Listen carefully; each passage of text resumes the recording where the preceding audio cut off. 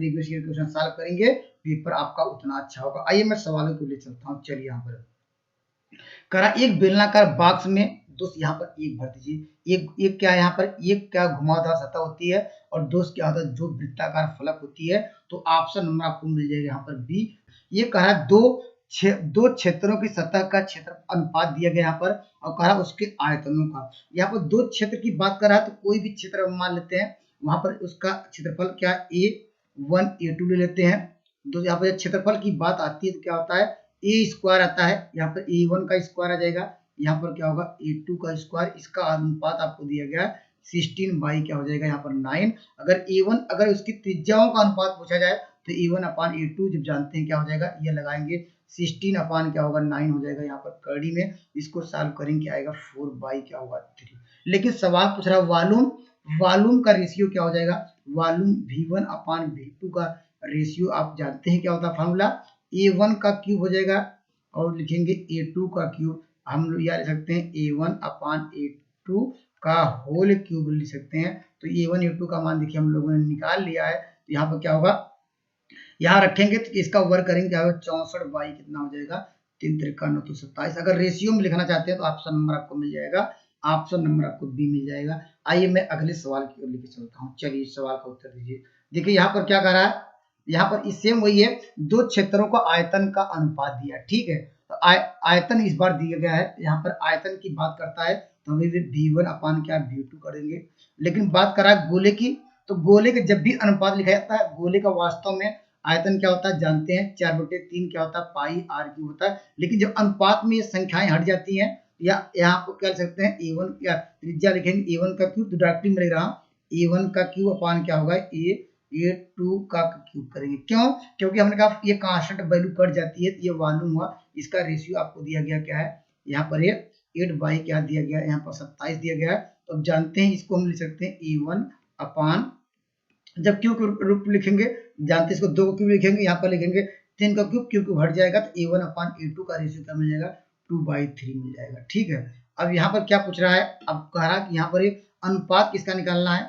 ये दोस्त आपको क्या लेना पड़ेगा, ये जो पहले वाला ये है, यहाँ पर देखिए थोड़ा ध्यान दीजिए, यहाँ पर जो ज्यादा बड़ी त्रिज्या होगी वो पहली होगी, तो इसको आप A1 A2 मत लीजिए। जो सवाल में यहाँ पर कह रहा इसको क्या मानेंगे, इसको मान लीजिए R2 बड़ी वाली त्रिज्या, इसको R2, यहाँ पर इसको मान लीजिए क्या है दोस्त, यहाँ पर R मान लीजिए। अब सवाल जो पूछ रहा है वही करिए। अब कह रहा कि यहाँ पर R1 कैपिटल R में से अब क्या स्मॉल r घटाना है, तो या 3 में से आप घटाएंगे 2, या 3 में से 2 घटाएंगे तो 1 आएगा, यहाँ पर 3 - 2 होगा। यहाँ रेशियो क्या हो जाएगा अनुपात लगाएंगे और कहा r मतलब क्या स्मॉल r 2 है, तो इसको सॉल्व करेंगे आपको क्या मिल जाएगा, जो रेशियो का अनुपात हो जाएगा 1 संबंधित 2 हो जाएगा। तो इसमें आपको यहाँ पर ऑप्शन नंबर आपको मिल जाएगा ए मिल जाएगा। आइए मैं अगले सवाल की ओर ले चलता हूँ।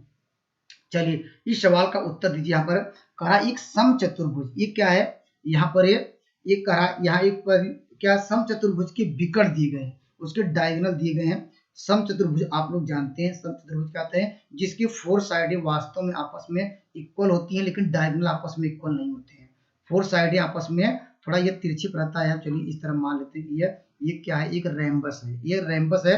रेम्बस मतलब क्या समचतुर्भुज होता है जिसकी क्या है यहाँ पर ए, यहाँ पर बी, यहाँ पर सी डी। रेम्बस की डिफिनेशन यही यहाँ पर है, जिसकी दो क्या है ये साइड ये होगी, सारी साइडें आपस में बराबर होंगी, सब साइडें बराबर होंगी। लेकिन इसके डायगोनल अगर मानते हैं क्या होगा, यहाँ पर पहला डायगोनल D1 होगा, इसका डायगोनल क्या होगा D2 होगा। ये अगर यहाँ पर तो डायगोनल आपस में बराबर नहीं होता है, लेकिन इसका जब एरिया निकाल लिया जाता है तो हम लिखते हैं क्या है, एरिया 1/2 लिखते हैं। यहाँ पर D1 × D2 लिखते हैं, पहले डायगोनल का स्क्वायर दूसरे डायगोनल का स्क्वायर, तो क्या होगा तो लिखेंगे 1/2, यहाँ लिखेंगे 8 × लिखेंगे क्या होगा 10, तो इसको डिवाइड करेंगे क्या आएगा, यहाँ पर आपको यहाँ 5 होगा, इसका मल्टीप्लाई करेंगे आपको मिल जाएगा 40।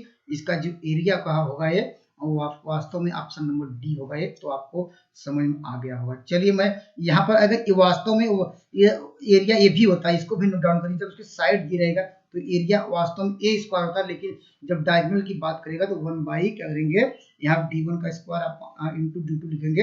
यहाँ पर D1 D2 होता है, ये डायगोनल फर्स्ट डायगोनल, तो इसमें दोनों को क्या मल्टीप्लाई करना था और 1/2 को मल्टीप्लाई करना, आंसर आ जाएगा। चलिए इस सवाल का उत्तर दीजिए। करा एक किनारे पर तेज एक बेलनाकार पेंसिल का संयोजक है, तो यहाँ पर क्या बनेगा दोस्त, यहाँ पर एक शंख बनता है यहाँ पर और एक क्या है, एक बेलन क्या छिंदक बनता है। आप कमेंट करिएगा यही आंसर सही है, बीपीएससी ने यही आंसर माना था कि या दूसरा, आप कमेंट तो जरूर दोस्त यहाँ पर करिएगा। तो दोस्त आज इतना ही, तो आपको लिए नेक्स्ट वीडियो मिलेंगे यहाँ पर बेहतरीन कंसेप्ट के साथ। यहाँ पर तो यहाँ पर सॉरी, यहाँ पर शायद बीपीएससी ने यहाँ पर इस सवाल का आंसर क्या, ये मत लगाइएगा, बीपीएससी ने इस सवाल का आंसर माना था ऑप्शन नंबर, कौन सा माना था, एक शंख और एक बेलन माना था, ऑप्शन नंबर ए माना था यहाँ पर। तो आप यहाँ पर देख लीजिएगा, ये फार्मूला आपको, ये थ्योरेटिकल है, आप इसको देख लीजिएगा। Thank you for watching math की यात्रा online. Please subscribe and like button.